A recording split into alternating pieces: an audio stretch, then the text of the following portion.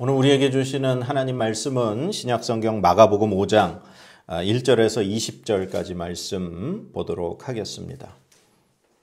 우리 하나님의 말씀을 같이 봉독하도록 합니다. 예수께서 바다 건너편 거라사인의 지방에 이르러 배에서 나오심에 곧 더러운 귀신 들린 사람이 무덤 사이에서 나와 예수를 만나니라. 그 사람은 무덤 사이에 거처 하는데 이제는 아무도 그를 쇠사슬로도 맬 수 없게 되었으니 이는 여러 번 고랑과 쇠사슬에 매었어도 쇠사슬을 끊고 고랑을 깨뜨렸음이러라. 그리하여 아무도 그를 제어할 힘이 없는지라. 밤낮 무덤 사이에서나 산에서나 늘 소리 지르며 돌로 자기의 몸을 해치고 있었더라. 그가 멀리서 예수를 보고 달려와 절하며 큰 소리로 부르짖어 이르되 지극히 높으신 하나님의 아들 예수여, 나와 당신이 무슨 상관이 있나이까?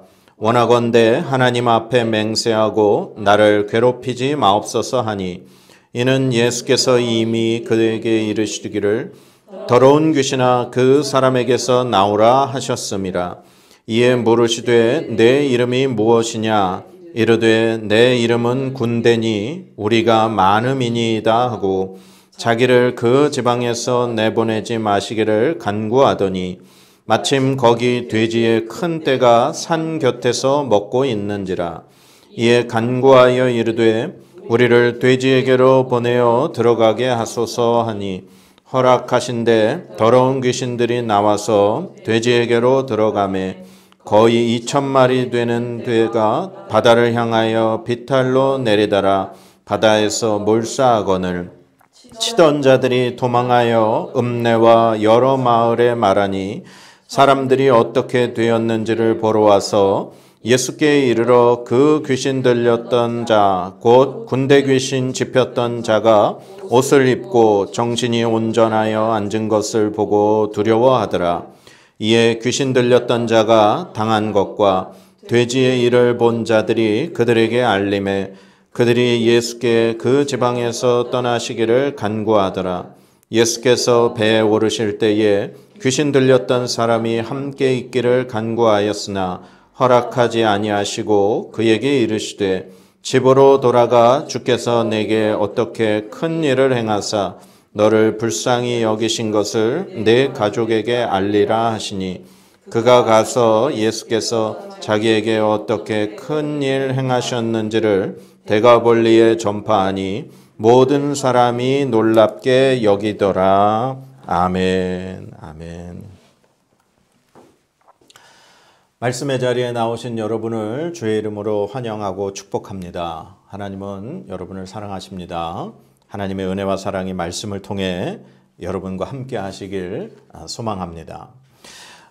우리가 지난주에 말씀을 살펴봤지만 예수님이 주로 말씀을 전하시고 병자들을 고쳐주셨던 갈릴리의 그 가버나움이라고 하는 그 지역에서 배를 타고 이 거라사인의 지방에 오셨어요. 그런데 예수님께서 오늘 도착하신 이 거라사인의 지방에 오실 때 예수님이 타셨던 그 배는 큰 풍랑을 만났습니다. 얼마나 그 풍랑이 무서웠는지 그 배에 타고 있었던 예수님의 제자들이 예수님을 깨우면서 우리가 죽게 되었습니다 라고 그렇게 고백할 정도였죠. 예수님은 그 풍랑을 뚫고 오늘 거라사인의 지방에 오셨는데 그 지방에서 한 사람을 만나셨습니다. 바로 그 사람이 바로 군대 귀신이 들렸던 사람이었습니다. 예수님은 그 군대 귀신 들렸던 사람을 이제 고쳐주시고 그곳에서 기적을 행하여 주셨죠.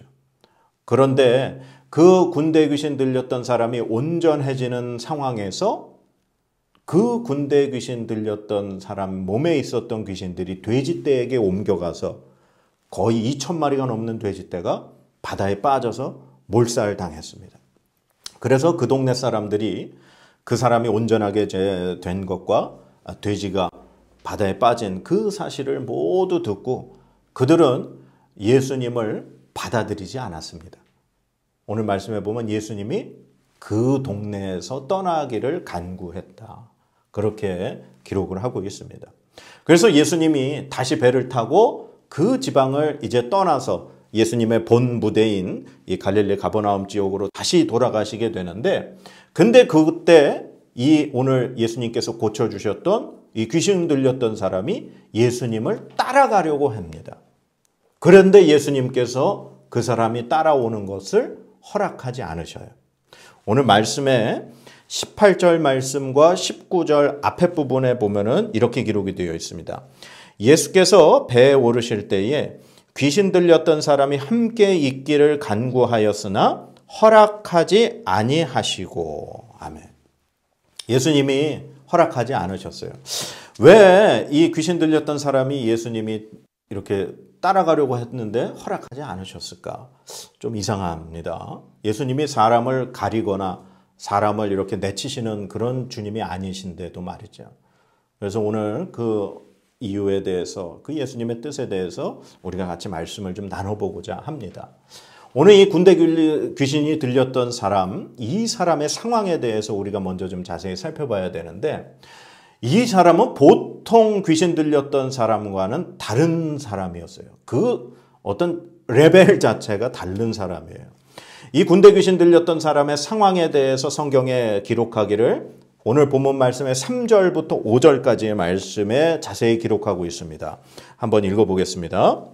그 사람은 무덤 사이에 거처 하는데 이제는 아무도 그를 쇠사슬로도 맬 수 없게 되었으니 이는 여러 번 고랑과 쇠사슬에 매였어도 쇠사슬을 끊고 고랑을 깨뜨렸음이러라.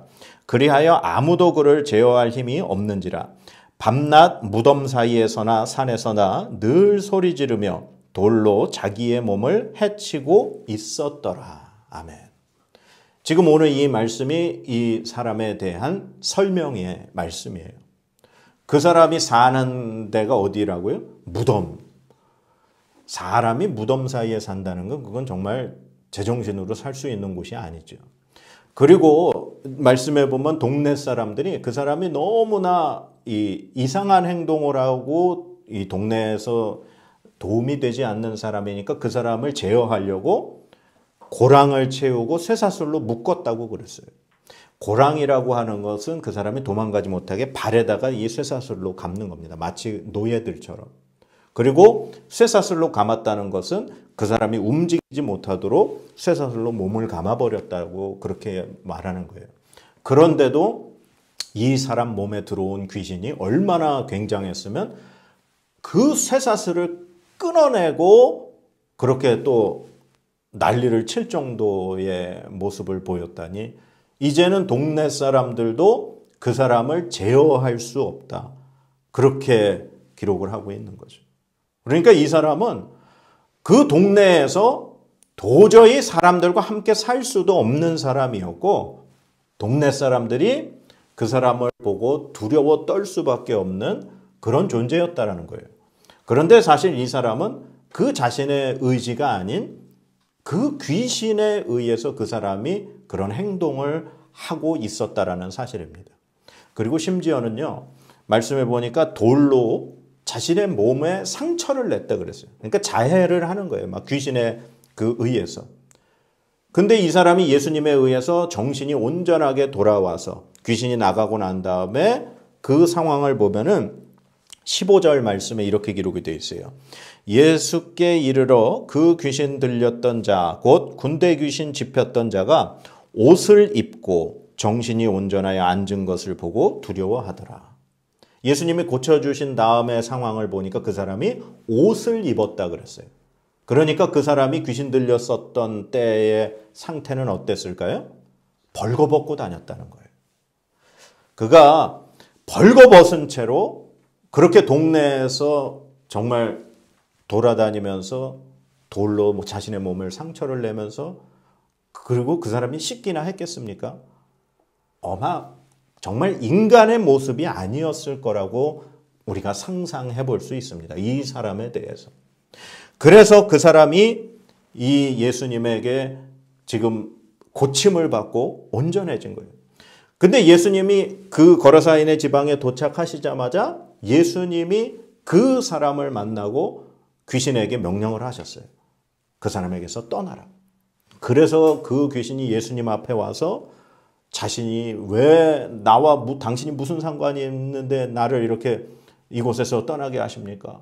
그러면서 자신이 이 땅에서 떠나지 않기를 예수님에게 간구해요. 그러니까 귀신이 하는 얘기죠. 그래서 예수님이 그 귀신에게 이름을 묻습니다. 네 이름이 뭐냐? 그랬더니 그 귀신이 하는 얘기가 내 이름은 군대입니다. 굉장히 많은 귀신들이기 때문에 군대라는 이름을 가지고 있었다 그래요.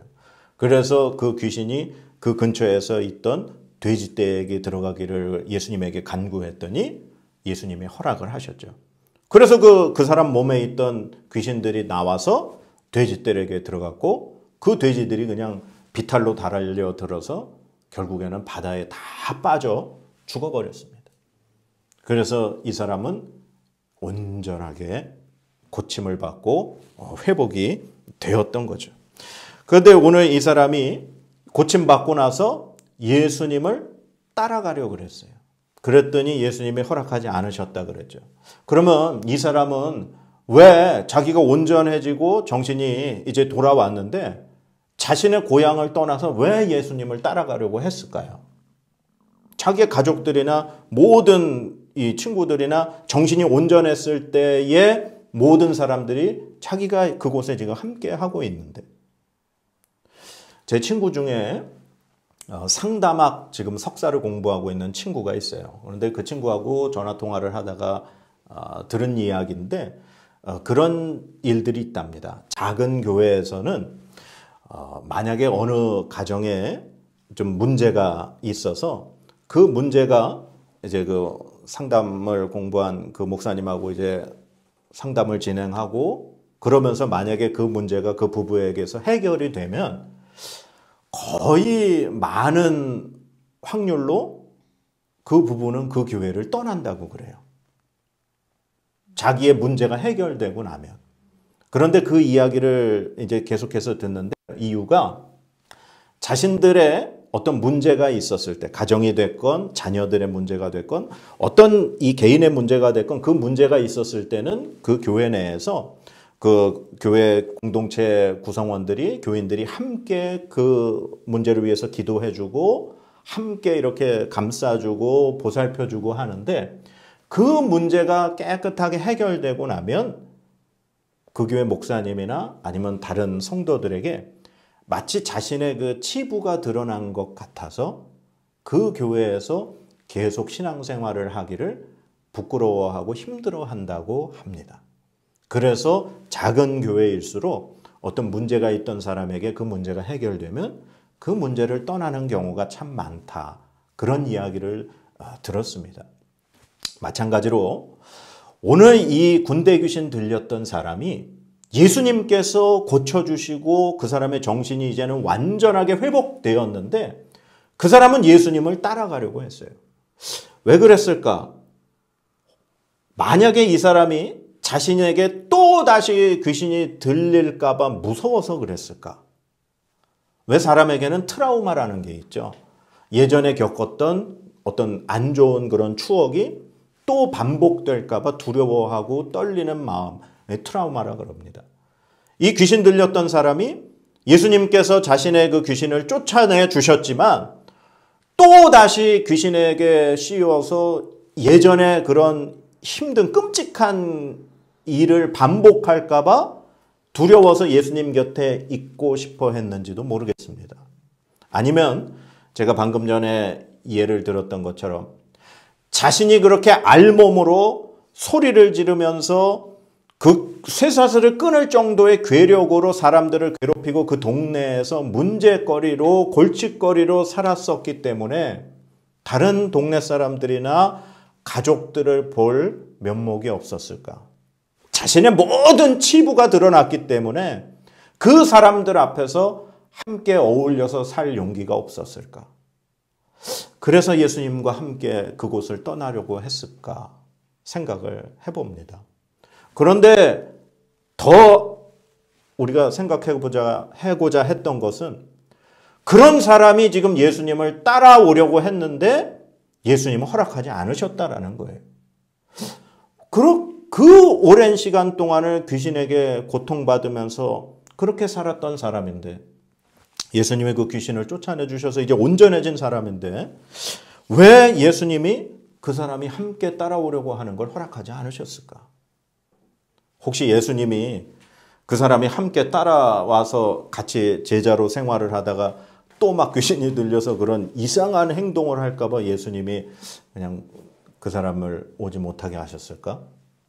아니면 이 사람이 이방인이었기 때문에 이 사람을 오지 못하게 하셨을까요? 지금 예수님이 오신 이 군대 귀신 들린 사람을 고쳐주신 장소가 거라사인의 지방이라 그랬습니다.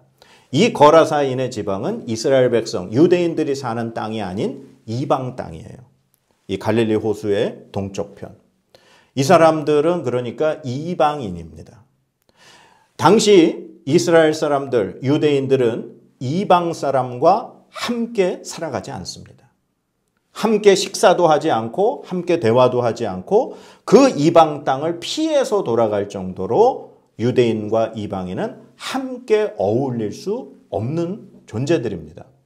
오늘 군대 귀신 들렸던 그 귀신들이 돼지떼에게 들어가서 돼지들이 몰사했잖아요. 이스라엘 백성들은 돼지를 치지 않습니다.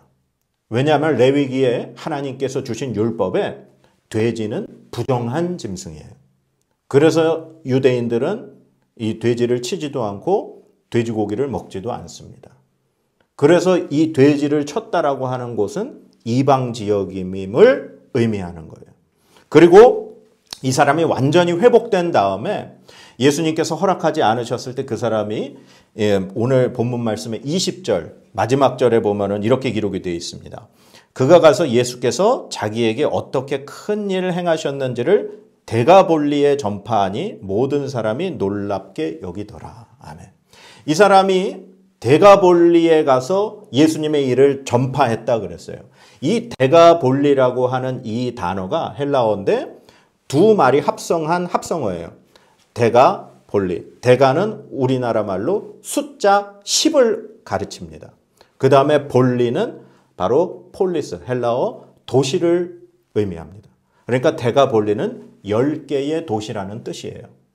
이 거라사인의 지방을 비롯해서 그 갈릴리 동편에 이 마게도니아 지역 시대 때 이 10개의 도시가 세워져서 그 도시 지역을 데가볼리라고 그렇게 불렀다고 합니다.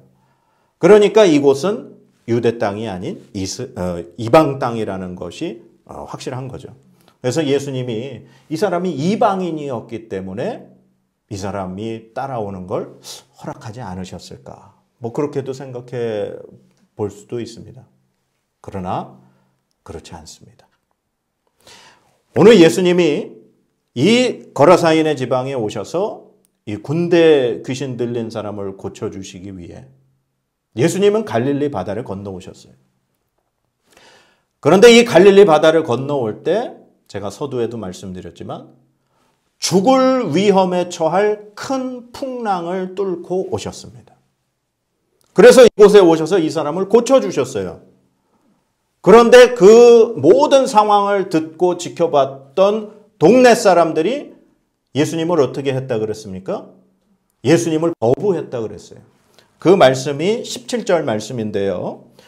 그들이 예수께 그 지방에서 떠나시기를 간구하더라. 아멘. 동네 사람들이 예수님을 거부했어요. 그래서 예수님이 다시 배를 타고 다시 건너가십니다.